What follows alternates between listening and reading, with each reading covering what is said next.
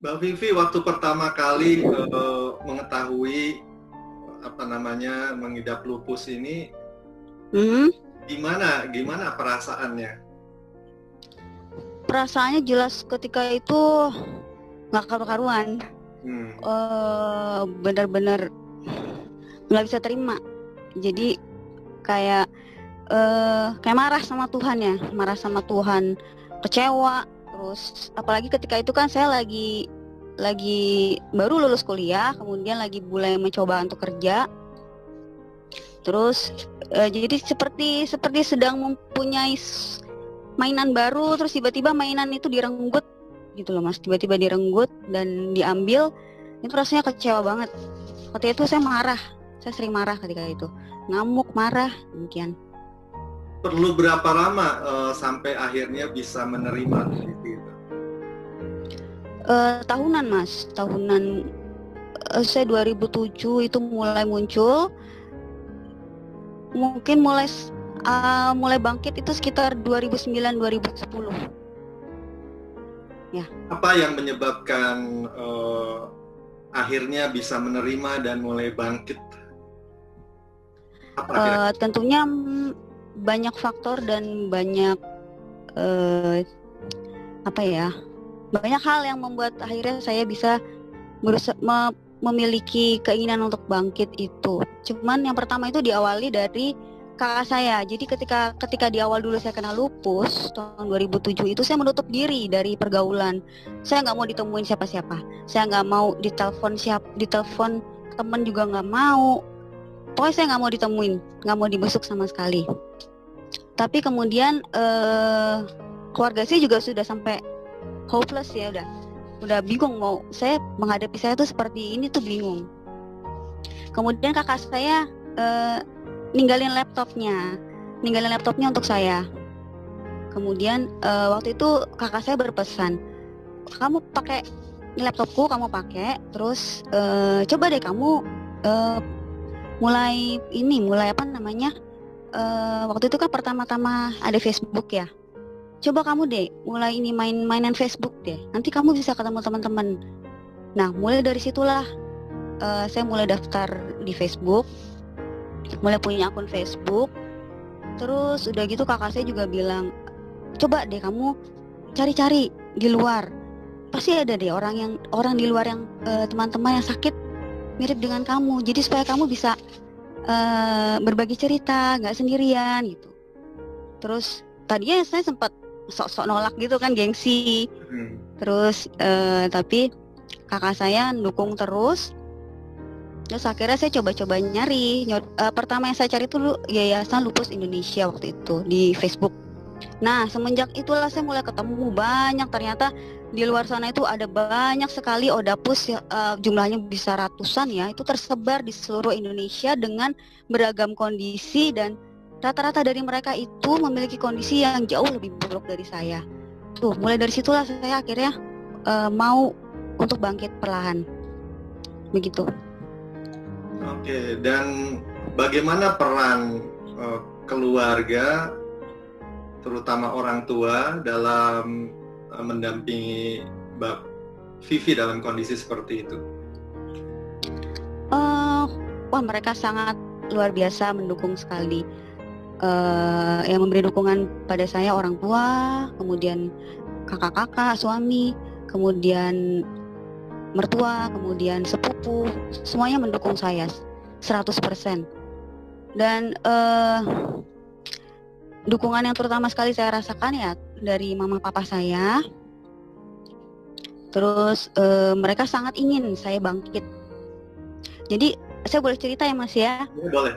Jadi waktu itu saya pernah di awal-awal kan saya mengalami yang nyeri hebat di daerah tulas persendian panggul. Itu sangat sakit. Itu skala sakitnya bisa antara 7 sampai dengan 9. Sakit sekali. Jadi ketika itu saya cuma bisa berbaring di tempat tidur. Untuk makan dan untuk BAB, BAK semua dilakukan di tempat tidur, sampai mandi pun di tempat tidur.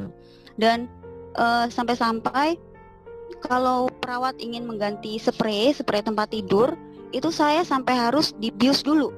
dibius dulu tidur beberapa menit oleh dokter supaya spraynya bisa diganti tanpa saya menjerit histeris karena kesakitan. Demikian. Dan ketika kondisi masih seperti itu, saya tuh masih sering ngamuk-ngamuk, Mas. Karena selain ngerasain sakit yang nggak terkira di badan, juga psikis saya juga sebenarnya stres kan, depresi menghadapi kondisi seperti itu. Kemudian pernah suatu saat ada masa ketika saya lagi dijenguk oleh mama di rumah sakit suatu hari. Kemudian mama saya kan tipe yang senang ngajak bercanda, selalu ceria gitu kan, selalu ceria, terketawa terus setiap hari mama saya itu.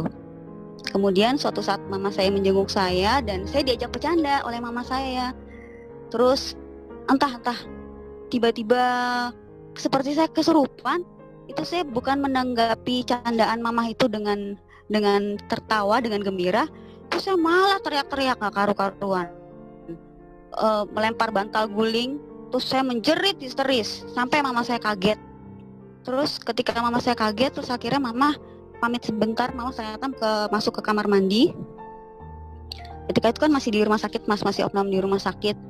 Terus ketika di kamar mandi itulah terdengar suara kericik-kericik air dari dalam kamar mandi. Dan saya kayak seperti amarah saya tuh seperti disiram oleh air itu, terus langsung padam seketika. Dan astagfirullah, saya tadi udah ngebentak mama, udah teriak-teriak di depan mama.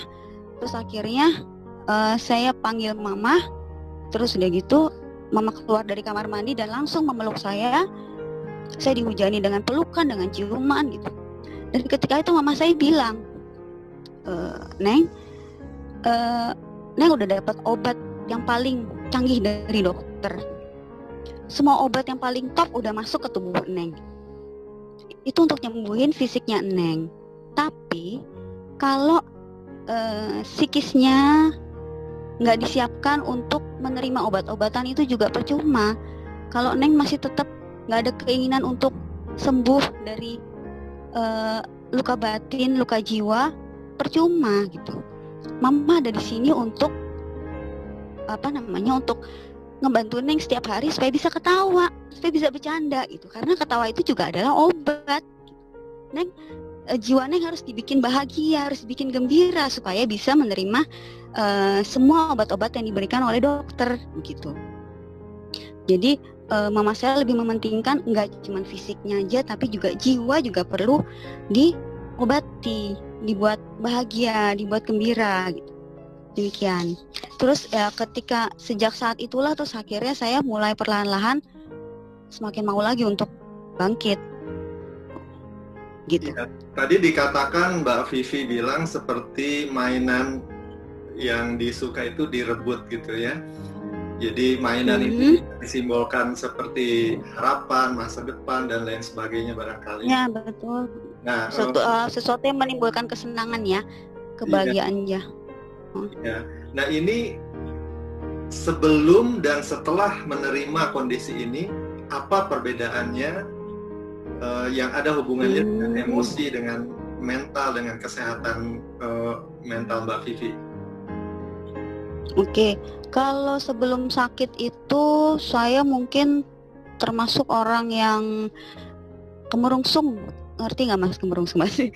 Apa ya? Jadi seringnya tuh kayak terburu-buru waktu. Pokoknya kalau melakukan sesuatu tuh harus begitu. Ini sebelum sakit. Sebelum sakit. Oke. Sebelum sakit ya. Jadi harus begitu. Harus terlaksana. Dan kemudian setelah saya sakit, saya mulai belajar untuk pelan-pelan, tapi butuh waktu juga untuk belajar. Mulai bisa, kalau misalnya saya ada keinginan yang tidak bisa tercapai saat itu, saya udah mulai bisa bilang, ya udahlah nggak apa-apa, nanti lain waktu bisa gitu, atau nggak diganti dengan alternatif yang lain gitu. Jadi nggak harus yang harus gitu, udah nggak lagi seperti itu. Udah bisa mulai slow.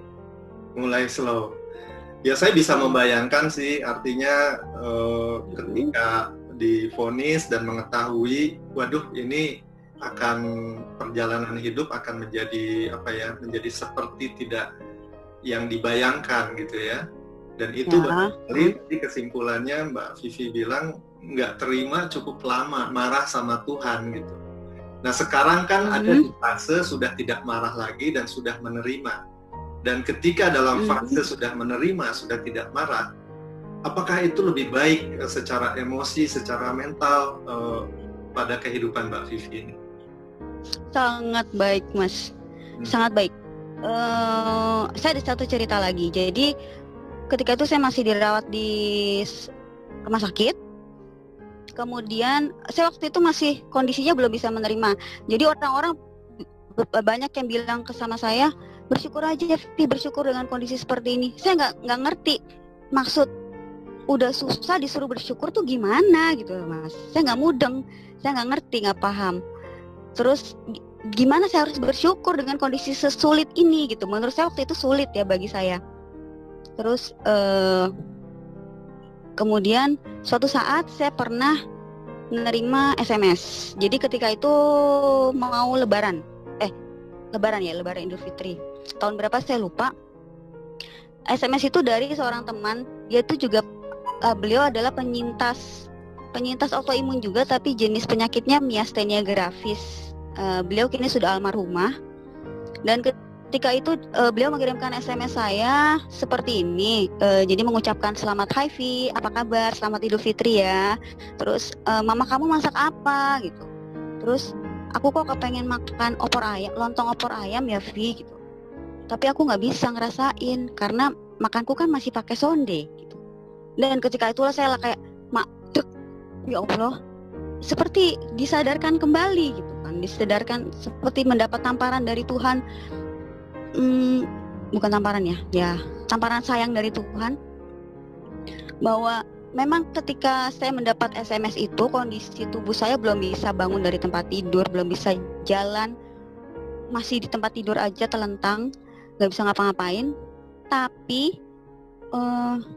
saya masih, kalau misalnya saya mau makan apa aja, mau makan mie goreng, makan lontong opor, saya masih bisa merasakan lezatnya makanan yang masuk ke dalam mulut saya itu dengan sempurna.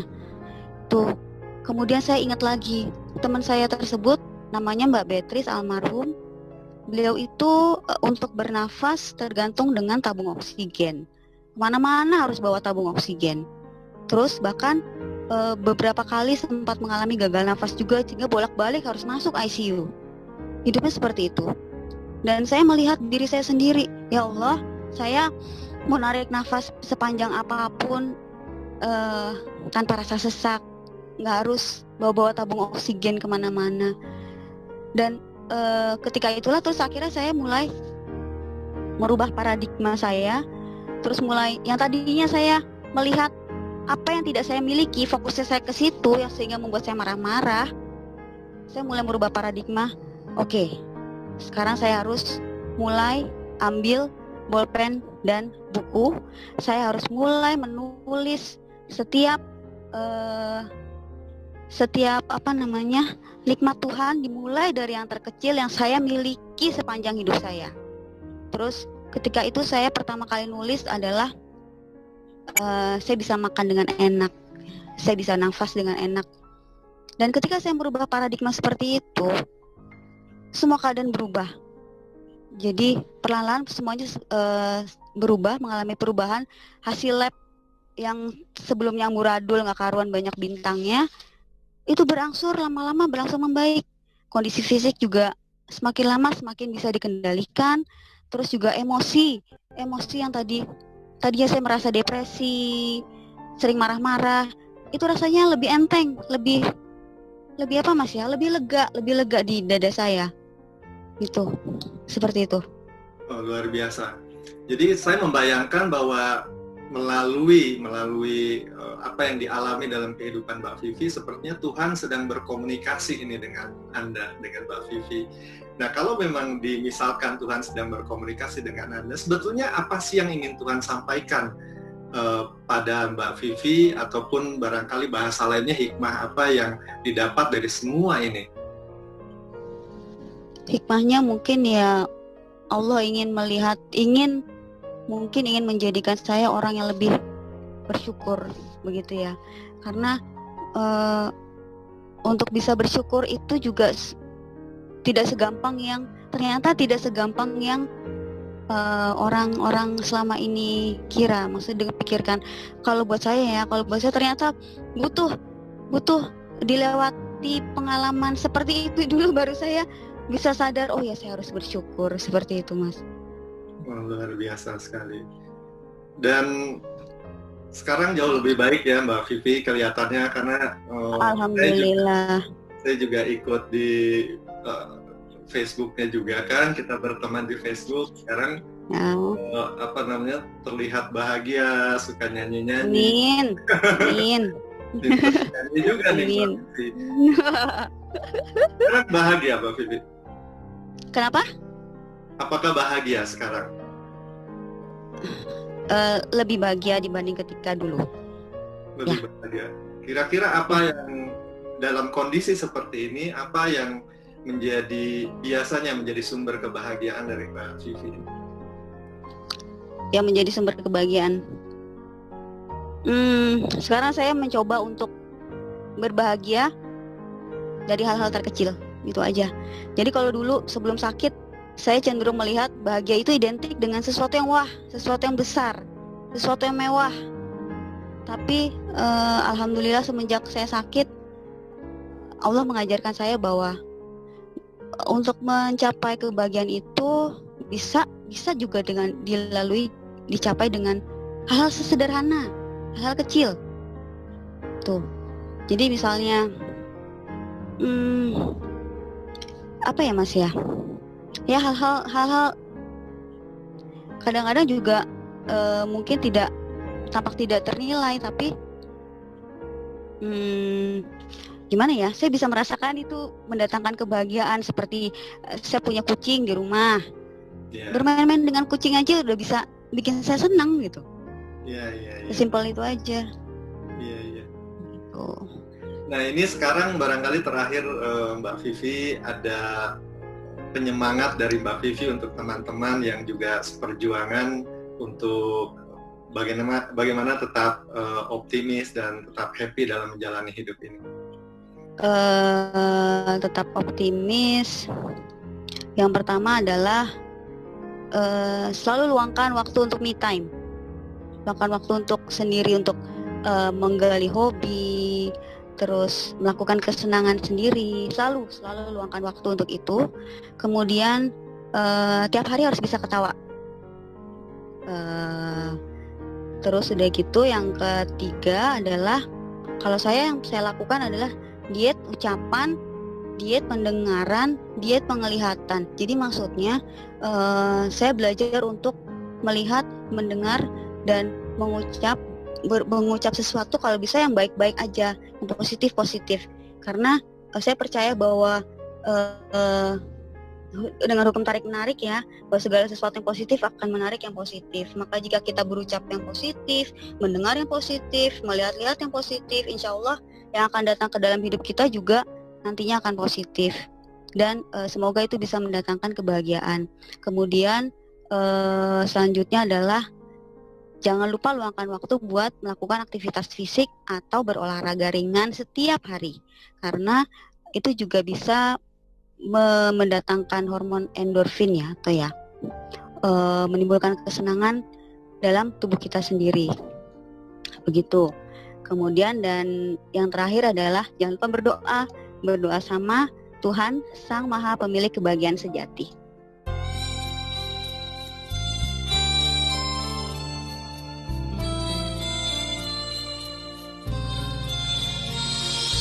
Look at me, you may think you see who I really am, but you'll never know me. Every day it's as if I play a part. Now I see, if I wear a mask I can fool the world, but I cannot fool my heart. Who is that girl I see, staring straight back at me? When will my reflection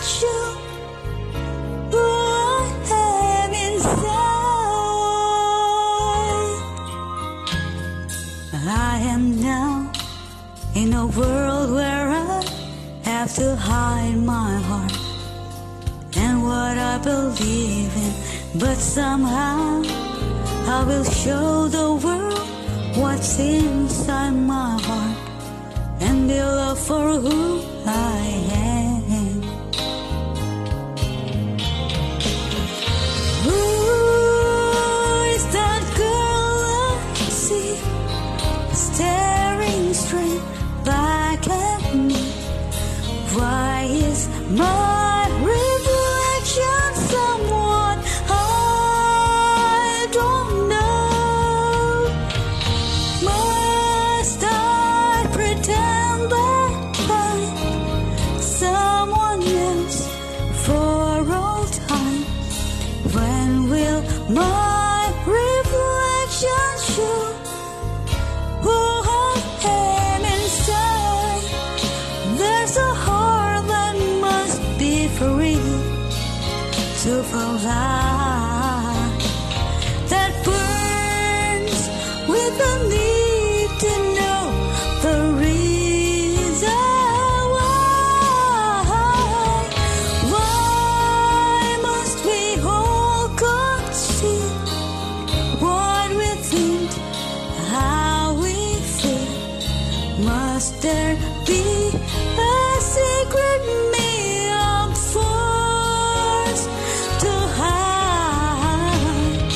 I won't pretend that I'm someone else for all time. When will my